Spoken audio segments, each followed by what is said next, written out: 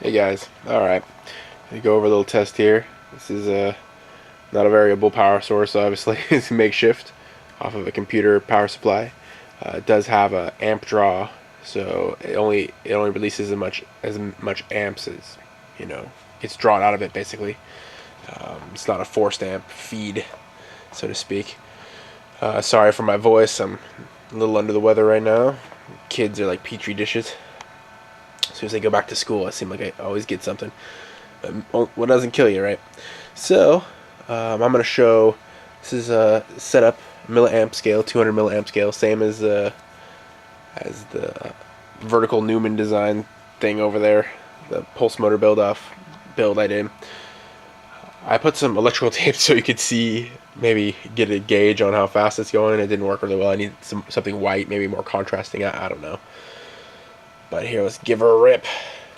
And there's a moment of instability with the magnetic bearing, but then it evens out. It's not right off the bat. It takes a little bit.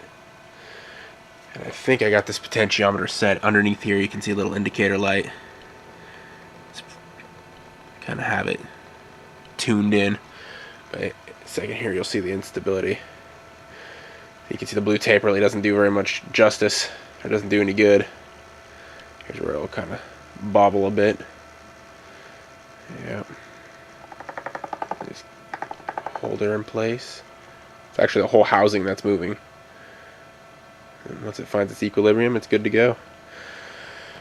But the amp draw, this SSG, it draws quite a bit of amperage. It might be the RPM too. The faster it goes, and it might be because it's not a set amps. It's actually it's an amp draw type system. So it's just going to keep pulling and pulling and pulling. That's why I had to put this piece of aluminum here for a heat sink on the NPN. But yeah, figured I'd show that. It's much higher amperage. I'm actually powering up these guys over here. I got them hooked in here. And the interesting thing is I actually don't have, and I've seen this before, but I don't have the positive hooked up. It's just going straight into the negative. So, and it's actually going through the machine. So whether or not it's creating any type of transformation, I don't know, because I do have that wrapped, the shaft with almost like a transformer wrapping in a way, a solenoid transformer wrapping. But it was just an experiment I was doing just to see if I could increase the magnetic lines of force on the permanent magnets in there, and it didn't really seem to affect it any. So, who's that? It's called bed. It's called child got to bed night eyes. You're excused. You shouldn't fart on camera. Anyways, I know I am. So, yeah, just figured I'd go over that. Don't need to show you the amps. The volts. It's on like it's like 158 right now, and it's kind of capped out. As you can see, the amps we're looking at. I don't know what we're looking at. What just happened? We have a massive spike, and I wasn't paying attention. Killed it. That's such an odd reading. What is going on? So, do I have that hooked up improperly? No. Positive in, positive out.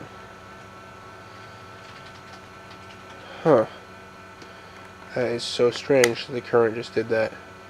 There we go. I don't know what that was about. But she's flying. Don't know how fast. Got quite a bit of torque though. Takes me a while to stop her. It's pretty light. But for such a light guy, it's still got quite a bit of torque. The armature and the rotor were heavier on that would probably draw more, but it also would have a lot more torque. So yeah, I figured I'd just go over that. There's that instability. There we go. So there we go. I'm gonna need to reconstruct the ugly and change it into the beautiful. Kind of make some more coils and play around with that a little bit. It's something in the works, but just figured I'd share that with people.